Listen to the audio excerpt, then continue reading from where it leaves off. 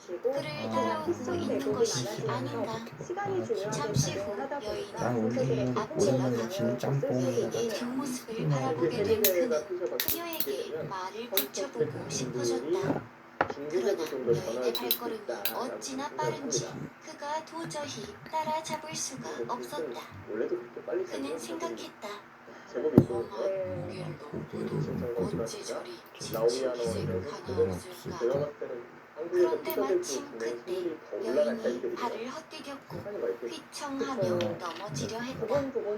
이때다 싶었던 최명길은 서둘러 뛰어가 그녀를 잡아주었다. 이런 괜찮으시오? 저는 사실 개인적으로 여인은 자신을 부축해준 최명길에게 감사를 표했다.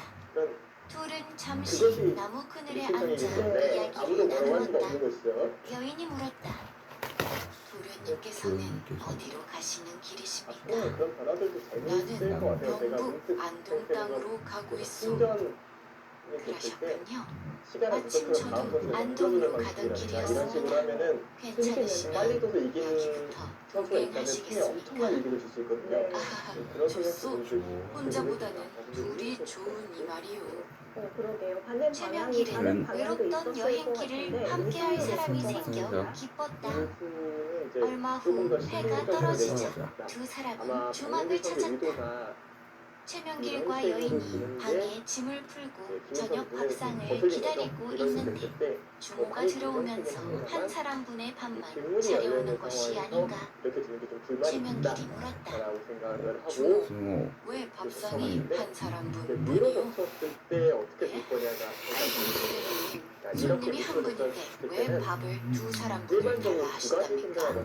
그렇게나 많이 시장하십니까? 의아해하며 방을 나서는 주모를 보며 최명길의 기분이 이상해졌다. 주모는 최명길 바로 옆에 있는 여인이 마치 없는 사람처럼 행동했기 때문이다. 최명길이 떨리는 숨을 가다듬은 후 여인에게 물었다. 주모의 눈에는 의인이 보이지 않나 봅니다. 이것이 무슨 연유인지 아시겠습니까? 그러자 여인이 방긋 웃으며 답했다. 도련님께서 부르시니 답해드릴 수밖에요. 실은 저는 사람이 아니오라 선한 당신입니다. 며칠 전 안동 사는 권시성의 좌수가 한양에 다녀가던 길에 성황당에 걸려있던 비단 치마를 보고 자신의 딸 주면 참 좋겠다 하며 맹탕 훔쳐간 것이 아니겠습니까? 옷소매에 치마를 넣어가면 아무도 모를 것이라 생각했겠지요. 사람 눈은 속여도 저 선한 당신의 눈은 못 속이지요. 신의 치마를 훔쳐 딸에게 주었으니 이런 고약한 자를 가만둘 수 없지요. 그래서 그 괘씸한 좌수의 딸의 목숨을 뺏으러 가는 길입니다. 최명길은 여인의 말에 매우 놀랐다. 그러나 겉으로는 태연한 척하는 신께서 어찌 그만한 일로 사람을 죽이려 하십니까? 죽이는 대신 잘못에 대한 벌을 주거나 가져간 치마를 다시 제자리에 갖다 두도록 하는 것은 안 되겠습니까? 그러나 그의 말이 끝나기도 전에 여인은 흔적도 없이 사라졌다. 그는 불길한 느낌이 들어 서둘러 다시 짐을 챙겨 밤이 꼬박 새도 안동을 향해 걸었다. 마침내 그가 안동에 도착해 권좌수의 집을 물어 찾아가니 집 안에서는 곡소리가 크게 들리고 있었다. 그가 하인에게 연유를 물으니 좌수의 딸이 지난밤 갑자기 급사를 하였는데 아무도 그 이유를 알지 못한다 했다. 이에 최명길이 좌수에게 양해를 구하고 딸의 방문을 벌컥 여니 누워있는 딸의 배 위에 앉아있는 선왕당신의 모습이 보였다. 선왕당신의 모습은 오직 최명길의 눈에만 보이는 듯했다. 그가 선왕당신에게 큰절을 올리며 간청했다. 제가 정성을 보이면 노함을 거두어 주시겠습니까? 부디 고개에서 만났던 우리 인연을 생각하시어 자비를 베풀어 주십시오. 마침내 그의 정성이 선왕당신의 마음을 움직였는지 그녀가 말했다. 어딘가 씌워보고 싶은데. 네, 그대의 정성에 감탄하여 정을 들어줄 테니 내가 시키는 대로 하시오. 쌍방 일단 도둑놈에게 자신이 한 짓이 무엇인지 알게 하시오. 이에 최명길은 좌수에게 가서 모월 모시 문경세제 근처 성황당에서 원래 가져온 치마가 있냐 물었다. 자신의 도둑질을 아무도 모를 것이라 생각했던 권좌수의 얼굴이 부끄러움으로 붉어졌다. 최명길은 이 모든 일이 성황당이 선왕당신이 노하여 생긴 일이므로 당장 훔쳐왔던 비단 치마를 불태우고 정성을 다해 음식을 만들어 제사를 지내도록 했다. 권좌수가 최명길이 시킨 대로 하였더니 정말로 그의 딸이 되살아났다. 화변의 백도를 좀 불안하게 이후 느끼고 최명길은 최명길은 안동에서 자신이 바라던 대로 불공부에 전념했다. 그리고 이후 그가 다시 한양으로 올라가는 길에 고개를 넘게 되었는데 고개 입구에서 선왕당신이 웃으며 그를 맞이했다. 세우시오. 놀란 최명길을 보고 선왕당신이 당부를 전했다. 세상 밑으로 젖힌 것을 오히려 실수로 벼슬을 하게 될 것이요. 괜찮았으라고도 생각이 그리고 들어요. 그때 북쪽 오랑캐가 쳐들어와 문재인 나라가 선수는 최근에 또 위기에 중국에서 처할 펼쳐진 것이오. 5,000원배 통한 예선에 그럴수가. 도전을 해서 본선까지 전쟁이 진출을 나면 했는데요. 절대로 판을 맞서 대국을 싸우면 소화하면서 또 아니 돼요. 마지막 날에는 그럼 어떤- 절대로 맞서 심하게 싸우지 말고 되었거든요. 화친해야 하오. 그래도 이것만이 백성들을 살릴 수 있는 길이니 어제 명심하시오. 저도 선수팀이었기 때문에 나에게 왜 이런 것을 알려주는 것입니까? 그대는 단 한 사람의 목숨일지라도 귀하게 여기지 않소? 우리가 고개에서 만난 그 인연을 생각해서 이번에도 그대에게 자비를 베푸는 것이라 생각하시오. 그 5,000원배 다녀오자마자 선왕당신은 지정선배 그 말을 대국을 마치고 펼쳐야 하는 사라졌다. 스케줄이었기 때문에 최명길은 최명길은 참으로 귀한 일이라 생각하면서 많이 한양으로 안 좋긴 돌아왔고 하더라고요. 네. 얼마 후 쉐리도 과거에 아무리 급제했다.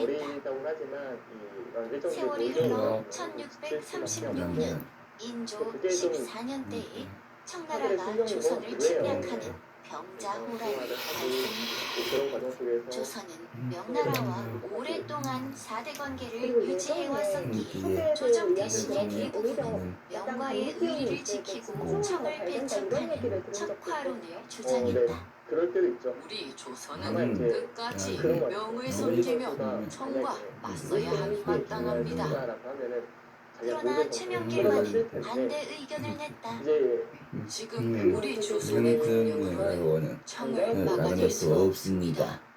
국가 존속과 백성 보존보다도 의리와 명분이 우선이란 말입니까?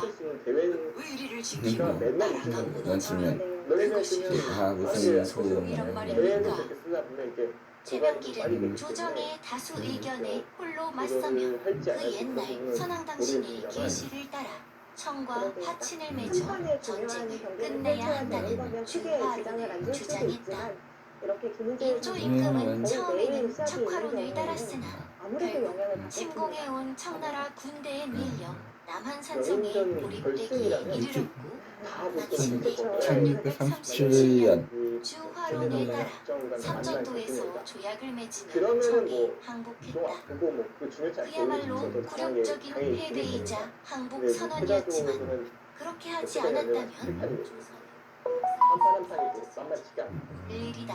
지금 막 에너지 훗날 사람들의 최명길의 주화론에 대한 평가는 어. 극명하게 나뉜다. 떨어지게 유교적 가치관을 중시하는 사람들은 그를 두고 의리를 저버린 최근에 비겁한 보면 사람이다. 선수들의 진리를 중시하는 사람들은 그를 김재일 두고 선수는 현실을 8월에 직시하고 백성 모두를 살린 살린 합리적인 정치인으로 평가한다. 그리고 소년 시절 최명길과 서당당신, 즉 성황신의 만남은 과연 우연이었을까? 두 사람의 그 만남이 없었다면 최명길 역시 다른 대신들과 함께 척화론을 주장했을까? 그랬다면 오늘날의 대한민국의 모습은 어땠을까? 생각해볼수록 흥미로운 이야기가 아닐 수 없다. 방식이기도 하니까요. 다만 그 과정 속에서 안 지치는 선수는 당연히 2인분이 없을 거라고 웬 생각을 말입니까? 해요. 2인분 주세요. 이번 농심대 같은 경우에도 선수들이 가서 안성준구단이 있으니까 팀이 거의 뭐 매일 저녁마다 모여서 연구하고 준비하고 그러니까 배울 게 없지만 사실 쉰다라고 보기는 어려운 거죠. 네. 계속해서 훈련을 하면서 준비를 하고 또 시합을 두고 이게 정상권 기사의 삶인 것 같기도 합니다. 최근에 오유진 선수와 이야기를 나눴는데 오유진 선수도 그런 생활을 냄새 고약한 치즈 소동. 이번에 5,000원대 시드를 받으면서 그 기간에도 느꼈다고 음. 하더라고요. 네네네. 제가 한국 몰랐답니다. 그래서 잘 모르기도 해요. 이 최정상권에서 토마스는 저희들이 노래하고 안성준 구단을 약간 들판에선 동물들이 풀을 뜯으며 가득 핀 꽃향기가 본인 공기를 가득 즐거워하더라고요. 채워요. 안성준 구단 즐거워하면서 토마스는 석탄 공장에서 디젤, 베리, 그리고 버트와 버트와 함께 열차를 정비하고 있었어요. 토마스는 디젤 기관차들이 안쓰럽고 디젤 기관차도 토마스와 일하는 것을 그냥 삶이 되어버렸기 때문에 이 기관차들은 일할 맛이 안 그러면 난다니까. 열심히 하지 않는다 이런 얘기를 하면서도 토마스는 특히한 냄새가 더 지독하잖아. 디젤과 버트가 말했어요. 디젤, 베리, 버트는 깔깔 웃었어요. 전기 같은 냄새 안 나. 냄새는 너희한테 디젤 기관차가 나지. 그때 마침 사장님이 오셨어요. 토마스. 토마스, 지금 바로 공장에 좀 다녀오겠니? 대단할 게 뭐라고 있다고 하나. 때때로 보면 또 직업이 돼가지고 토마스는 결국 토마스는 디젤 기관차들이 없어서 이런 싫었어요. 공장이라는 하는 경우도 많아요. 사실 그렇죠. 모든 일이 그렇잖아요. 아마 초콜릿 공장에 해야 되니까 그러니까 대단한 일일 거야. 거야. 모든 시합이라고 하는 건 아닌데 그냥 재밌네. 그런데 약간 목장에 이런 느낌으로 도착해서 하다 보니 보니까 글쎄 오히려 그 냄새나는 볼에서 치즈가 연구가 가득 쌓여 있지 지구를 할 뭐예요. 때도 덜 지친다는 생각이 들어요. 어우. 우와, 우와. 이렇게 고약한 치즈 냄새는 처음 처음 맡아봐. 맡아봐. 바둑을 정말 좋아하는 선수가 내가 이런 떠나기 얘기를 전에 많이 알려줄래? 하곤 하는데요.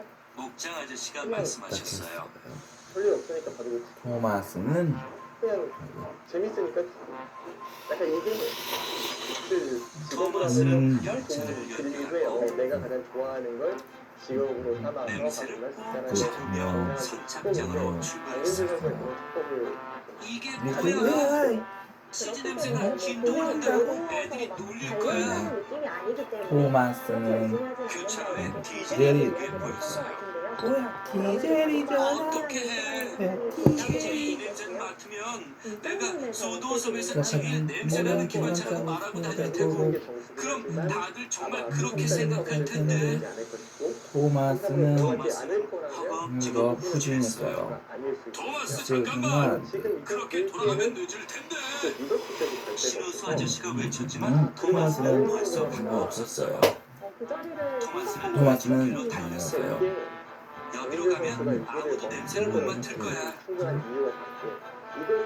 그런데 갈 길에 에리가 얘가 있었어요. 뭐야 에리잖아. 뭐야 에리잖아. 저희한테도 이런 지독한 냄새를 맡게 하면 안 돼. 넘어가 버려. 그럼 여기가 잡히긴 하겠지. 토마스는 또 방을 방향을 틀었어요. 부었어요. 오히려 쉽게 포기할 수 있는 겁니다. 그리고 다음 교차로에서 왼쪽 길로 호흡 갔죠. 교환을 먼저 해뒀다면 돌이 조금 무거워지는 느낌이 있었는데 그런데 지금 이번엔 좀더 어, 가벼운 더 느낌이 있는 걸 보고 오른쪽 길로 돌아갔어요. 좀더 지켜서 이렇게 되면 오히려 더 깊게 나가. 디젤 기관차들이 없네 또. 김선수 입장에서는 머리가 좀 끝나는데 토마스는 앞으로 가 뒤로 갔다가 정신이 하나도 없었어요. 치고 들어오게 되면은 디젤, 베리, 버트를 만나기 싫었거든요. 이곳이 뚫려버리면 이 두 점이 공격하다가 오히려 착한데 그런데 문제가 생겼어요. 당연하게도 별로가 아 쏘사 이 일을 일단 어째 막는 걸 목장에서 안둬야 됩니다. 출연했는데 그렇다면은 이렇게 물러갈 수는 없어요. 왜 이렇게 되면 돌아왔잖아. 그때 여기를 건드리지 않고 그냥 빠져나가도 이미 이 교환이 죽인 거라 너무 편안해집니다. 그러면 남는 게 여기 반발하는 거야? 요거밖에 없어요. 전에 출발했는데 다시 목장으로 되돌아왔잖아. 그때 네. 베리가 이쪽으로 오는 것이 보였어요. 토마스는 전속력으로 포진했는데 바로 그 뒤에가 아주 좋아. 하필이면 뒤에서 버트가 오는 거죠. 토마스는 버트가 있고 시급해 보이는 냄새나는 현상이기 치즈가 때문에 날아가 음. 토마스, 버트, 베리 위로 모두 쏟아졌어요. 이거는 냄새가 뭘 뭔지 중독하네. 잘 줬다. 베리가 말하자. 알아보길 말하지. 냄새가 최고로 고약한 기관차가 됐네. 버트가 말했어요. 베리와 버트는 재빨리 세차장으로 달려갔어요. 이 선수 잘 준다 이런 느낌이 토마스도 들어요. 세차장에 가고 싶었지만 토마스는 치즈를 이렇게 이렇게 두고 갈 볼 순 수는 없었죠. 없었지요. 총기가 있어 보이는 이제 시간. 어떻게 하지? 토마스는 사실 슬퍼졌어요. 강민호 선수는 바둑을 못 떴던 적이 없죠. 목장 민현 씨가 아저씨께서 오셨어요. 오셨어요. 저는 토마스. 토마스, 목장에 치즈를 새로 준비해뒀다. 얼른 서두르거라. 좀 있으면 대단 떠날 시간이거든. 왜냐면 그 3살 토마스는 토마스는 치즈를 새로 또 싣고 선착장으로 서둘러 달렸어요. 그때 당시에는 뭐 이제 깨닫고 이진이 많았지만 가는 내내 역시 치즈 냄새를 맡아야 했죠. 열반했기 때문에 당연히 아유. 몇 살을 뛰어 그래도 배달은 시간이 해야 했어요. 점점 무슨 일이 있어도 선착장에 가야 해. 그리고 좋아해서 멈추질 않으니까 계속 우와, 오는 무슨 냄새가 이래? 지나가던 지금도 제임스가 항상 말했어요. 친구들이 냄새를 맡은 말이죠. 토마스는 앞만 보고 달렸어요. 선착장에 도착해서 보니 뒤질이 침을 내리고 있었죠. 소도섬에서 너만큼 냄새가 지독한 증기 기관차는 없을 거야. 토마스가 치즈를 가져왔어요. 일꾼 아저씨가 외쳤죠. 이 부분에서 저를 박민호 선수의 토마스? 실력을 사장님께서 칭찬했어요. 소도 치즈는 냄새가 고약하게 박민호 유명하지. 선수에게는 조금 잔인한 이건 그중에서 기록이 유독 있기 냄새가 때문에 심한 것 거 워낙 같구나. 또 박민규 선수가 네가 여자 일을 기자가 잘해줘서 만났을 때 정말 화제가 감사합니다 사장님. 제가 랭킹 감사합니다, 탑 사장님. 5와의 상대 전적을 이제 좀 세차를 조사해 하고 왔는데요. 네네. 김은재 선수에게 2패, 그때 최정훈 에리와 선수에게 버트가 2패, 왔어요. 그리고 은퇴 세차장에서 선수에게 2승 깨끗하게 2패인데 씻고 오는 현재 은퇴 길이었죠. 선수가 2연승을 이제 에리 그 버트 너희가 치즈를 믿는데 이런 셋은 울상이 됐어요.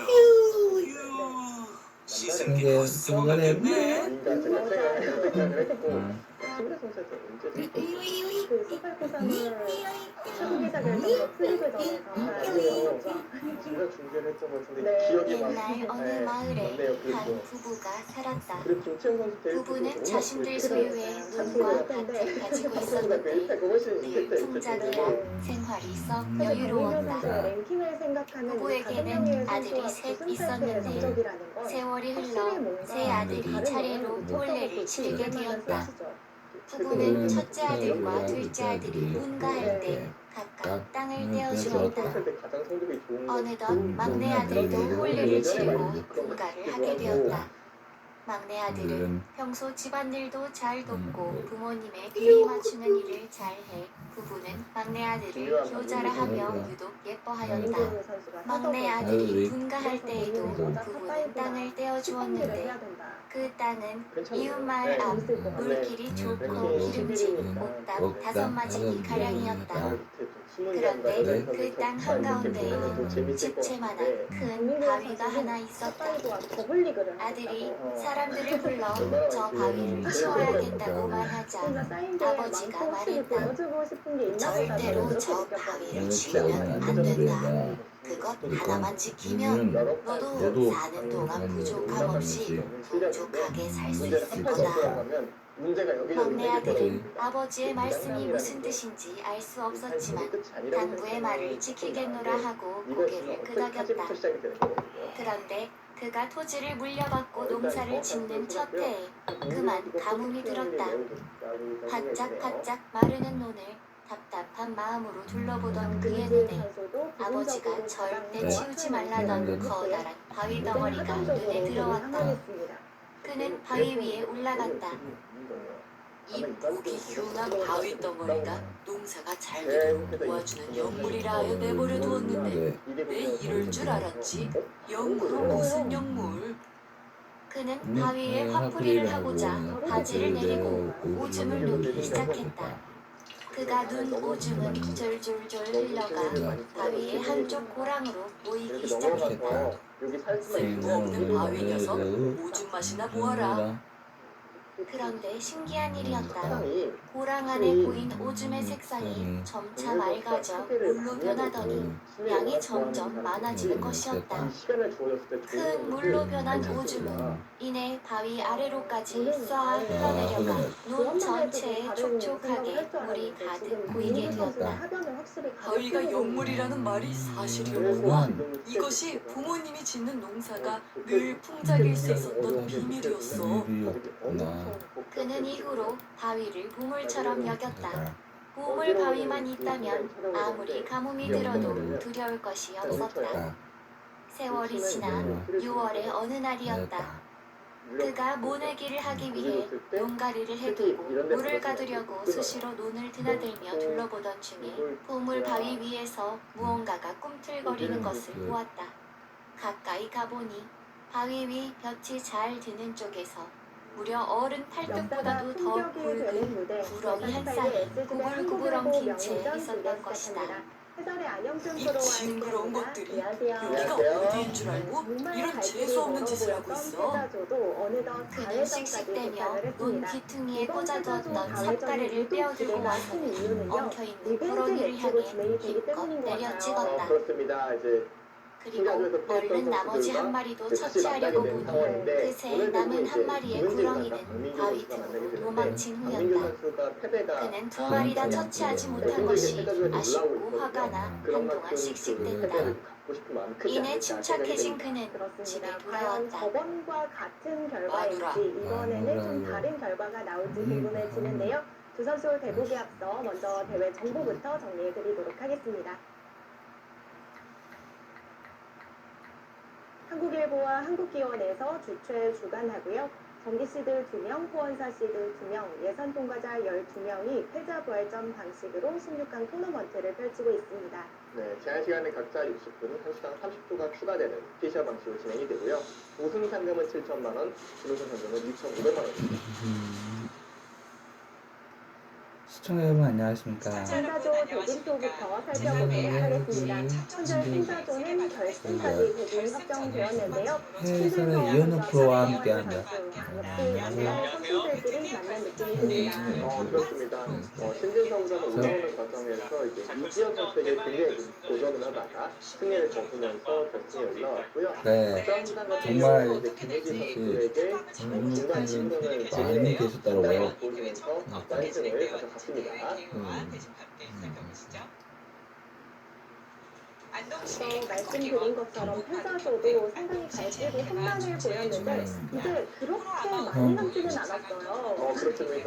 사실 패자조 4회전이 정말 관심이 많이 가게 매치가 상상됐는데 일단 왼쪽부터 살펴보면은 김명훈 구단 같은 경우에는 이지영 구단에게 천적이었어요. 시간속에 달리던 선수가 이지영 구단이 패배를 당했단 말이에요.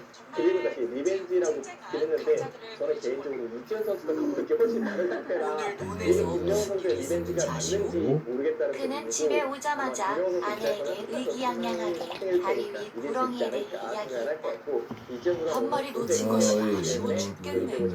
그래도 허튼 짓 했다가는 내게 어떻게 혼쭐나는지 보았으니 살아남은 건홍은 두 번 다시 내 눈앞에 나타나 까불지 못하겠지. 고생을 많이 했고 그의 이야기를 듣고 있던 아내가 조심스럽게 말했다. 서방님, 그 이야기는 너무 끔찍하여요. 끔찍하다니? 당신이 아무것도 몰라서 하는 소리야. 그 바위가 어떤 바위인 줄 알긴 하시오? 감히 보물 바위 위에서 그따위 망측한 짓을 하였으면 대가를 치루어야지. 뱀이 바위 틈으로 도망갔다고 하셨지요. 바위가 뱀을 숨겨주었으니 뱀은 바위를 해야 하는 존재가 아니었을 것이에요. 만약 그 뱀들이 바위의 영물적인 힘을 지키는 지킴이었으면 어떡해요? 좋아서 좋아요가 아닌 혐오해서 좋아요가 되고 그깟 뱀이 지킴이는 무슨 지킴이? 당신이랑은 내가 말이 안 통하는구만. 통화하고 됐어. 아내의 말에 흥이 깨져버린 그는 투덜대며 잠자리에 들었다. 뱀 사건 이후로 열흘쯤 지난 어느 날 그는 2년 전 운명을 달리한 큰형님의 제사에 참석하기 위해 큰형님이 살던 마을인 고향 마을에 가게 되었다. 그는 옆마을까지 가는 동안 먹을 쌀 조금이 담긴 보자기와 술 한 병을 들고는 오후 늦게 집을 나섰다. 부지런히 걸으면 밤이 늦기 전에 도착할 수 있는 거리였다. 그가 한참을 걸어가는 길에 한 김은지 선수 입장에서는 더 쌓이게 해야죠. 더 어려운 성적을 남기 위해서 김은지 구단도 이번 판을 반드시 이기겠다. 이런 각오로 임할 것 같습니다. 네, 박민규 선수가 지는 게 생각보다 좀 많이 아파서 열심히 준비를 해야겠다 이런 각오를 밝혔었는데요. 오늘은 좀 어떤 내용을 보여줄까요? 두 선수 현장에서 만나보시죠. 누구랑 해왔어.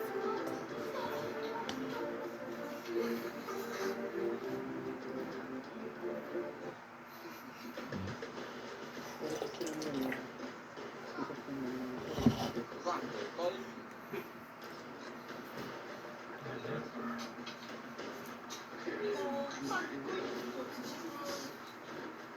네.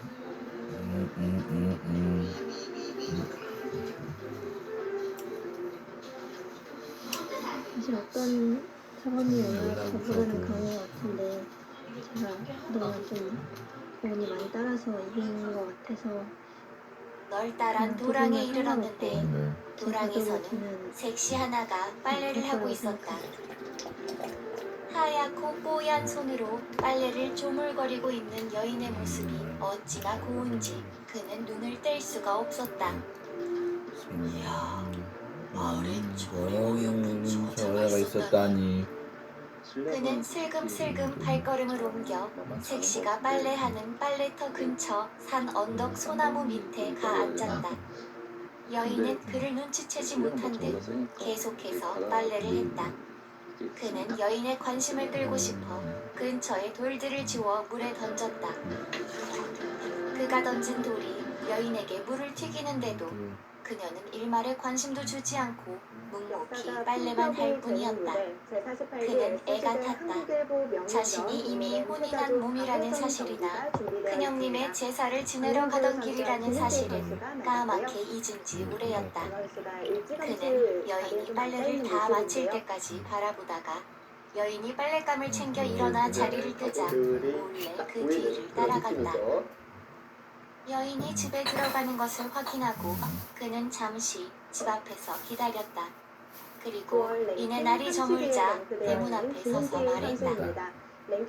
무엇이오? 지나가던 나그네인데 해가 저물어 머물 곳이 없어 난감하구려. 하지만 김은지 구단 오늘 입장에서는 하룻밤만 이 집에서 보고 갈 수 있겠소? 그의 말에 여인이 문을 열고 나와 그를 바라보았다.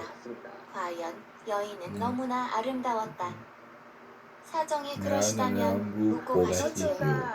여인이 순순히 허락해주자 그는 마음속으로 퇴제를 불렀다. 여인은 그를 사랑방으로 안내했다.